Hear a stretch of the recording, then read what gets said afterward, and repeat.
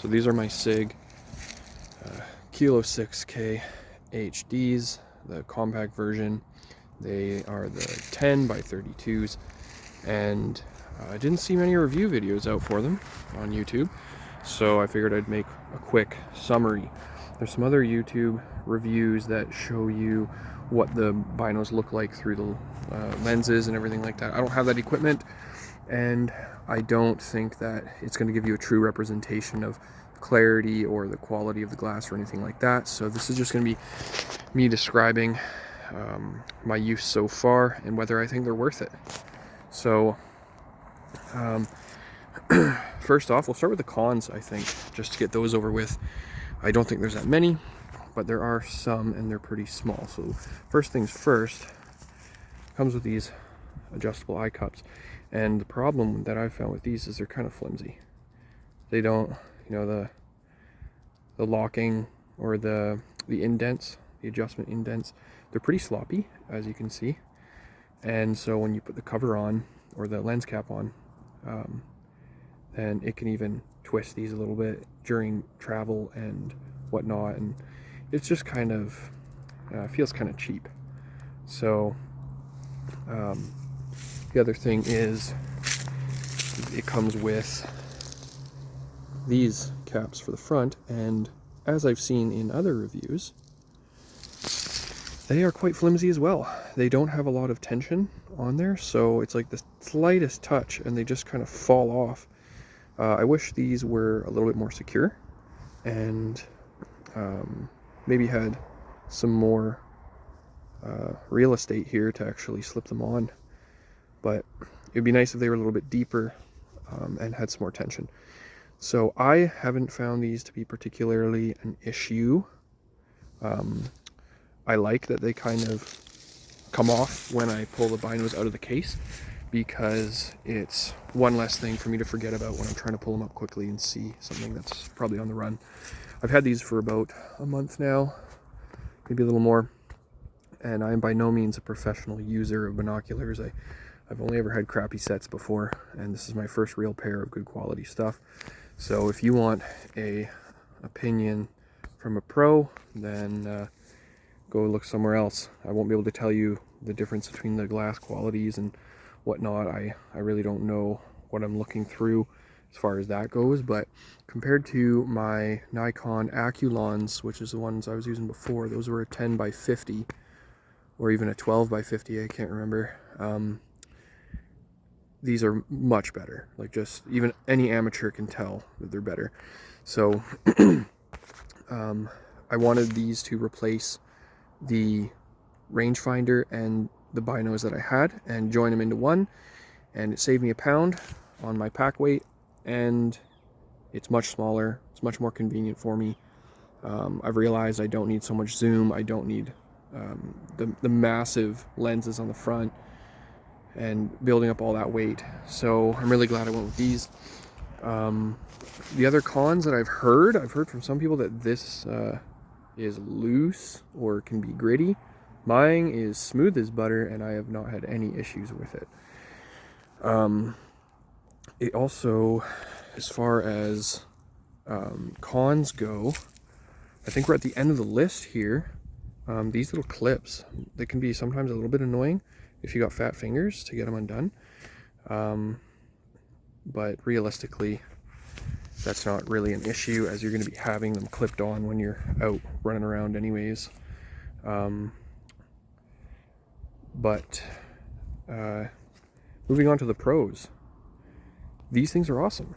If you ask an inexperienced person, they're great. They come with a really good case. Like, this case is high quality. Let's see if we can get a good photo over here. Good look at that case. And comes with some really nice, so this is the chest rig, and comes with these lens caps, which I really like them. Some people might not. And the rangefinder is awesome. So but let's start with the actual glass itself. I've heard online, I've read in a few different places, that the SIG binos can have a blue tint in your vision when you're looking through them, and I can confirm that mine do, but it's really not that bad. I notice it more when it's low light, but when the sun's fully out and whatever, it's pretty hard to tell. As far as my purposes go, the blue tint is going to be negligible. It's not going to matter. Plus, I think these are marketed for hunters anyways, and for hunters, like, unless you're a bird watcher, I can't really see how that slight blue tint is going to matter. But it's there. It's really not an issue for me. I don't know. Some people might get picky over that, but I certainly don't. Comparing it to my Nikons and a couple other Bushnells that I tried, the glass quality blows it out of the water. It's just night and day difference. Much clearer. And I like how it has the double focus. Like, a lot of binos only come with a right eye focus, but this one has both, and I love that because using the other ones that I had, I could never really get my binoculars in perfect focus for both eyes at the same time, and it was super annoying. And so these kind of eliminate that problem. Also, regarding glass quality, the low light performance I find is really good. I'm sure it would get better if you stepped up to the bigger brother of these, which is the 10x42s and the 8x42s. They probably let in a little bit more light. They probably have better picture quality. They are not, or they might be the range finding ones as well. I can't remember, but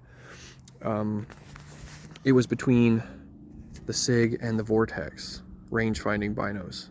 They're really, the only two attainable options for most people. You could probably go with something more expensive, but it's going to be, another grand on top of those. But I went with the SIG because the rangefinder is a little bit better on paper anyways, and the price was lower, and I really believe it was the same product essentially. But or at least in my area, the Vortex are roughly $300 to $500 more depending on where you go. And I had a peek through some of the Vortex, the HD Fury 5000, I think is what it's called. And I had a peek through those at my local shop, and I couldn't tell if they were any better or not. They just seemed like the same product for a higher price. But you get a pretty wicked warranty with Vortex. So I decided to save some money because of that and go with the SIG. And I'm not disappointed at all. I'm totally okay with these guys. They're awesome. I love them.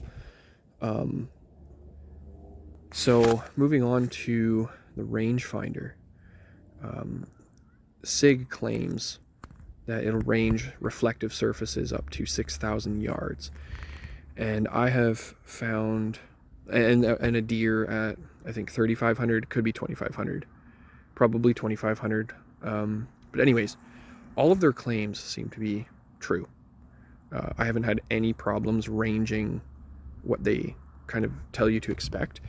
And while I haven't ranged out to 6,000 yards yet, I haven't found anything reflective enough to range back, or far enough actually. I still have to get out further to get a 6,000 yard range, but I have successfully ranged it out to 5,044 yards, which is the same as 4,612 meters. And I confirmed that using Google Maps. I just went onto Maps and measured the distance to see, is it within 100 meters or whatever, and it was bang on. So I'm very happy with that. I have consistently ranged past 2,000 yards on many different objects. Probably a dozen times I've gone past 4,000 yards on some big structures and whatnot. It's certainly after 3,000 yards or 2,500 and above, it starts to get picky about what reflective surface it likes, and so, which is kind of expected. I mean, I'm never going to take a shot at 2,500 yards anyway, but I wanted the ability to shoot or to range further than that, so that, if I'm out in the wild, I can see something, range it, and decide if I want to walk that far. Do I want to walk 3 kilometers to what I'm looking at or not? And so that's kind of one of the reasons I got them. But I like that it can range that far. I like having that option if I really need it. So I found it does not like to range mountains out to 4,000 yards. I think if you're gonna hit a mountain, it's, my mountains out here are trees. They're covered in trees and they're dirt. If you had a solid rock mountain, I don't know if that would make a big difference. But my mountains out here are all covered in trees, so it doesn't like to go the full distance with those. Anywhere, anything up to 2,000 yards, it seems, it just, without fail, it'll come back with a good reading. And with all the modes that are in it, I'm probably not going to use the bow mode, or for bow hunters, which is actually what these are mainly marketed for, is sitting in a tree stand and you just want something light and compact. But it has XR mode, which is the extreme range mode, and I find for anything 2,000 yards or over, it's just better to put it in XR mode because it'll have a way higher chance of getting a reading back. I was able to test it in the fog at night. So I went out, there's a river down there. I went out down to the river one night, total darkness. There was a lot more snow, so there was a lot more light reflecting. But there was a nice fog coming down the river, and so I was able to range across the riverbank and read at about 400 yards away, 450, and then it stopped reading because the fog came in. So I put it in fog mode, and it was cutting through that fog and giving me the same readings. So I know that the fog mode works under 1,000 yards, and from where I am up to the top of that mountain there is, those are cut banks, but it's about 750 yards from where I'm standing, and it'll do that no problem even in the fog, I think, in the fog mode. I mean, I wasn't having any issues before, and I was ranging out to about 700 yards in the fog, so very happy with that because I feel like that's a setting I actually will use while I'm out hunting. And same with the XR mode, I'll use that one a lot. And I was able to get some yardage readings on flying ducks as well. I don't know if that matters to anybody, but I was pumped. It seems to bring back the readings fairly quick. Between the Vortex and the SIG, it seemed like they were reading the same speed. I think it would take a more experienced user to know if there was a difference, but I'm very happy. It's very fast with the readings. Also, one thing to point out is that sometimes using rangefinders, if you're pushing the button and getting a reading and trying to get a reading on a small object, it can be difficult if you're shaky. And so one way to eliminate that obviously was with a tripod, but if you don't have a tripod, you can just hold the R button down, and if you hold it down continuously, it will send back a reading about, maybe 2 every second, maybe even a little faster than that, maybe 3 or 4 readings per second. And so it allows you to get a good reading on something that's very small if you just hold it down and steady yourself a bit. I did a lot of comparisons between these and my Aculons and the Bushnells and some other binos and whatnot on the tripod. I wanted to get a fair, stable comparison, and so this is my Bog Death Grip. I love it. It's the aluminum version. That's for a separate video, and there's actually tons of YouTube reviews on these already.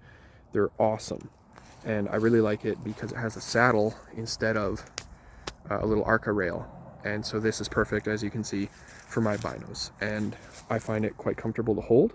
So I think when I'm sitting on the side of a mountain resting my binos on here, I don't have a spotting scope, so I'll be using these, and I don't want to get a spotting scope just yet.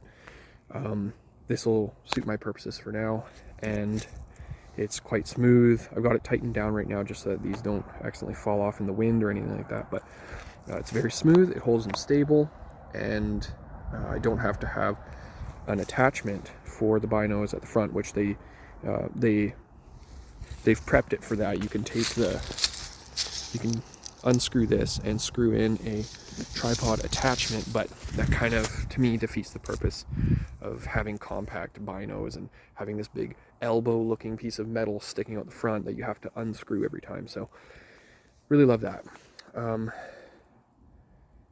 As far as everything else goes, It's just mainly fine detail stuff. I'm gonna have to check my list here.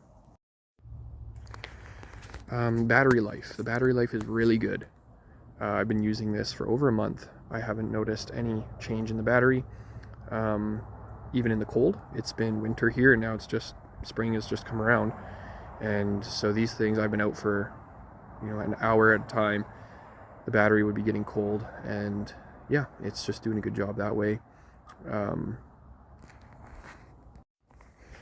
I just want to point out one more thing about the glass, the blue tint. It's like, I would compare it to looking through a window. So some binos, they might have total color coming through and like absolute clarity and everything. And this one with the blue tint, because it doesn't give you the truest color coming through, and it has that tint, I think it looks just like looking through a very, very clean window. There isn't any apparent degradation of picture quality. I think I can tell some fogginess around the edges, but again, I don't care about that if there is any, and it is so hard for me to tell. It's not going to affect me out in the field when I'm hunting. I think it would only be something that maybe a bird watcher would care about. When I was comparing these to my Aculons at night, I was looking at a snow pile and some other things all around. I noticed that, and my Aculons, by the way, are about $250, so they're not a junky set, but they're not top of the line either. These ones cost me over 1,600 Canadian dollars, so it's quite a price difference, and so you would expect the quality difference as well.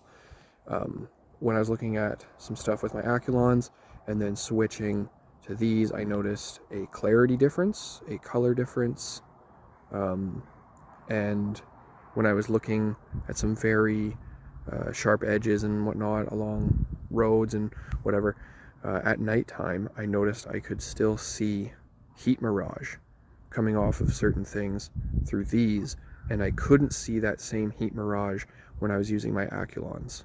So the higher definition that you get with these is certainly noticeable for me. I can see things that I couldn't see with other cheaper versions, and I think that's kind of what matters for me, is seeing the fine detail, in that if I'm looking at an animal and I need to tell how many tines there are, or how many points, or how many rings are on this and that, or what color this is, then that's kind of what's going to matter to me the most. So that's also not that hard to do on an animal, depending on their distance. But it's something that you want to consider when getting them for hunting. So one of the mistakes I made using this already is in the options menu, you can change the brightness setting of the display on the inside. You can set it to auto, so it will just auto select whatever brightness based on your environment. And it has, by the way, before I forget, it's got atmospheric stuff on there, like sensors to tell you temperature and all that stuff, and you can punch it in with your app, the BDX app, which I use, and I really, really like how I can get my firing solution from my binos. I don't have to use a dope chart anymore. I can create my dope chart on the app, upload it to my binos, and then use that, and I can set environmental factors on my phone, and that's super handy. So that alone was worth it to get these things, just because it's something I actually didn't know I was getting when I bought them, but then I got it and I was pleasantly surprised. Anyways, one of the mistakes I made was the brightness setting. I was selecting through what I wanted, and I was outside, and when you hit the button to select it, it'll start with the lowest setting, and you hit the button again, and it'll go continuously brighter and brighter and brighter until you get to the auto setting. So anyways, I hit the first selection, and the brightness went so low that I thought they turned off, and then I couldn't get them to turn back on again, or so I had thought. They were on the whole time, but I couldn't see the display coming up. So I swapped out the battery and everything, thinking it was that, and then I discovered that I had set the brightness too low when I tried looking through them with the lens caps on, and then I could see the display again, and I figured it out pretty quick. So just as a side note, if you get these and you're just learning how to use them, do it in a dark room. Get familiar with them first. Get familiar with the menu and the brightness settings before you go outside in the brightness, or you might encounter the same thing. And so just, yeah, as a little side note.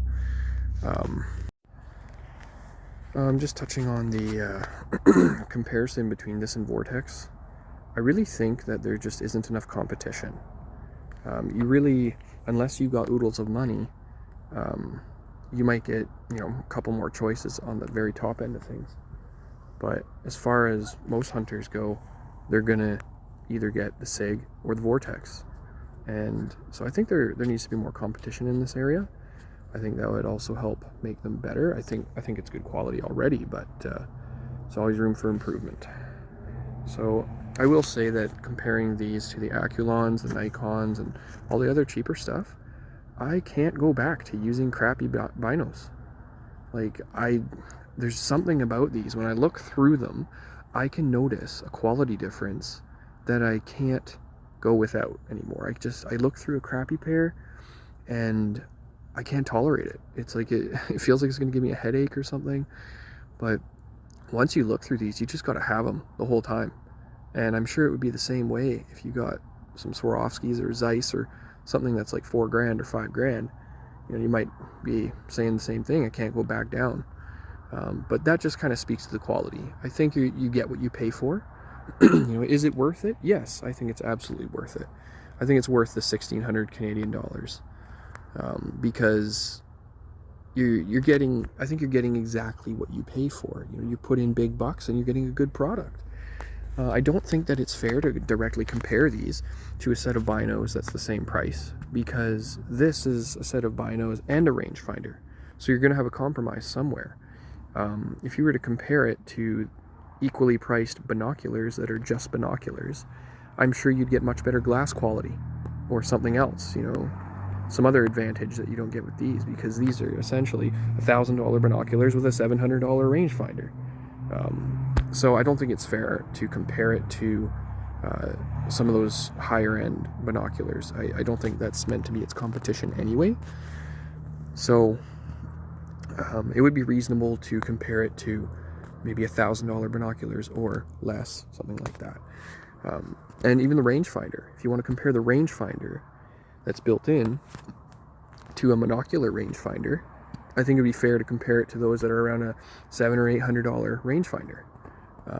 So just keep that in mind when you're buying them. You're not buying the top end binos. You are buying a compromise, but it's just a very good quality product.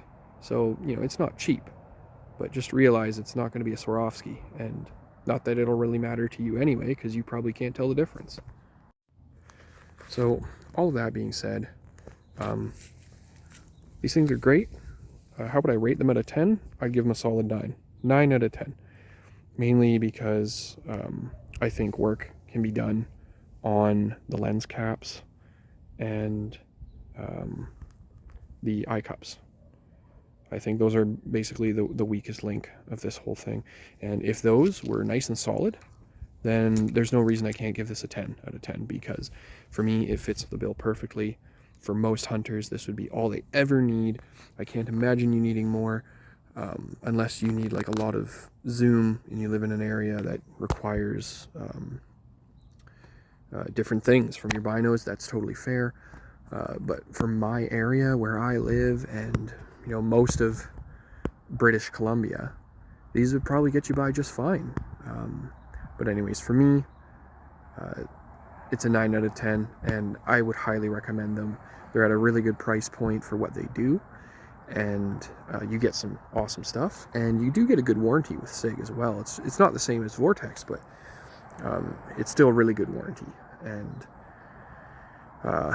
yeah, so that's my review of the SIGs. If you're hesitant to buy them, don't be. They're great. I don't think they'll let you down. And yeah, get some. Have fun.